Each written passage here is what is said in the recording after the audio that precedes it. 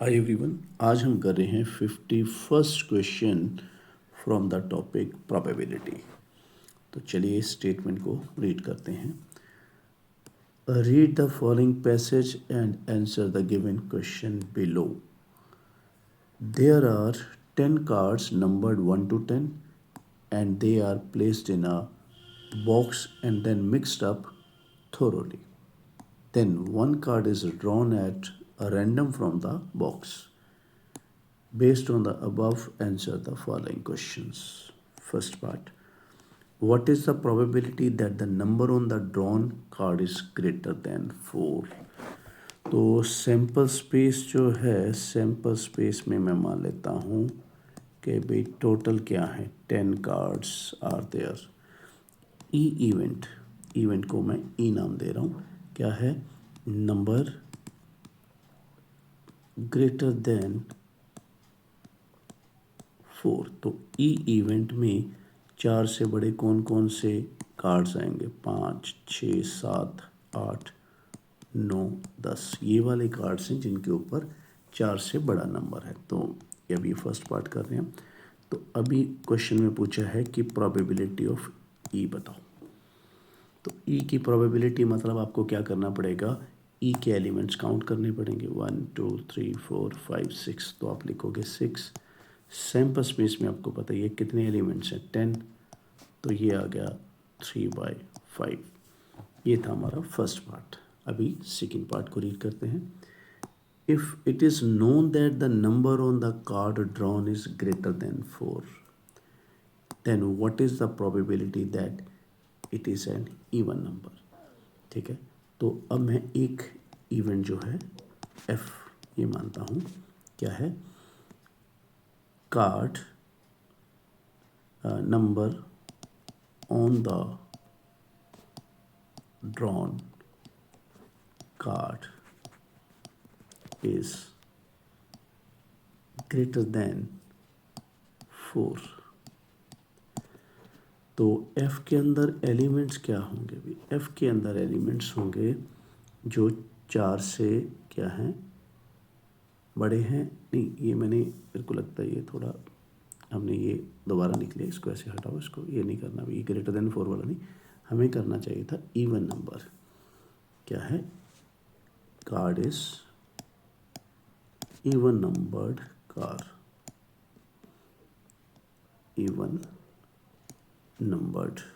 ठीक है, तो एफ में कौन कौन से आएंगे, 2 आएगा, 4 आएगा, 6 आएगा, 8 आएगा, 10 आएगा। वो हमने ई पहले लिखा हुआ था तो मैंने वो दोबारा से लिख दिया, मगर ये है एफ लिखना था हमने नया इवेंट, वो क्या था, इवन नंबर। ठीक है, तो काइंडली मेक इट करेक्ट। चलिए अब क्वेश्चन डिमांड क्या कर रहा है, वो कह रहा है कि नंबर जो दिया गया, इस दोबारा लाइन को पढ़िए, it is known that the card is greater than 4। तो ई जो चीज़ हो चुकी है उसको लिखना है नीचे ई।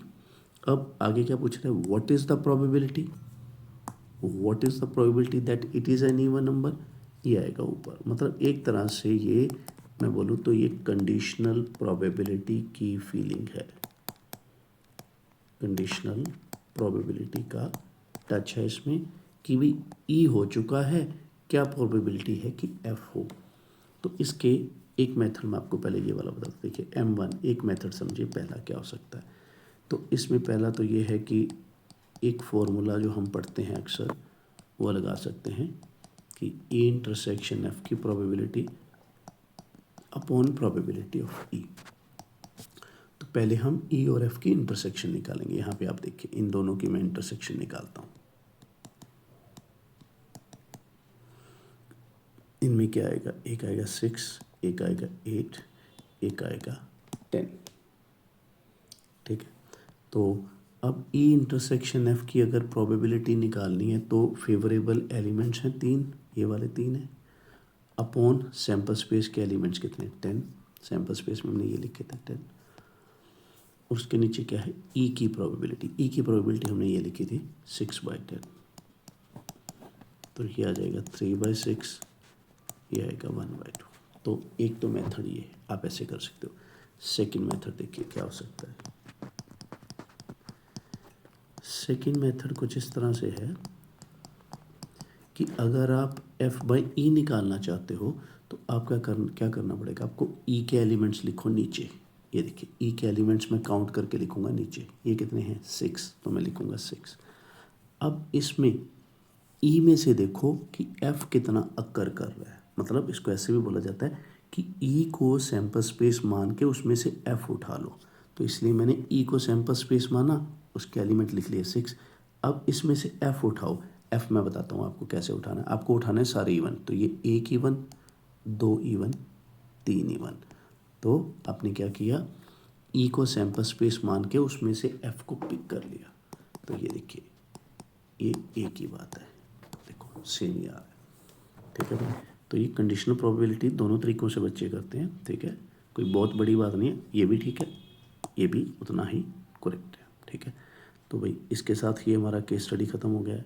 ठीक है, अब हमने हाफ सेंचुरी क्रॉस कर लिए केस स्टडीज़ की। हम इसमें केस स्टडी का खजाना वाली में कर रहे हैं सारे बोर्ड क्वेश्चंस।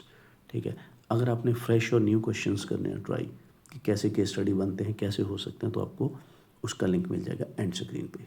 उसको देखिए, उसकी प्रैक्टिस करिए। अगर आप वैसे ही इसमें थोड़ा और परफेक्शन चाहते हो तो आपको नए क्वेश्चंस भी ट्राई करने चाहिए। ठीक है, आपको सारी केस स्टडी है मेरी उम्मीद से कि समझ आ रही होंगी, और काफ़ी सारे केस स्टडीज़ जो हैं आपके प्रिपेयर हो रहे हैं और आपका फियर ख़त्म हो चुका होगा। तो इसलिए ज़्यादा से ज़्यादा मेरे जो एफ़र्ट्स हैं उसको लाइक करें, शेयर करें, कमेंट करें अगर आपको कोई डाउट है तो, और ज़्यादा से ऐसे सब्सक्राइब करें। तो मिलते हैं नई केस स्टडी में। Thank you for watching, bye bye, take care.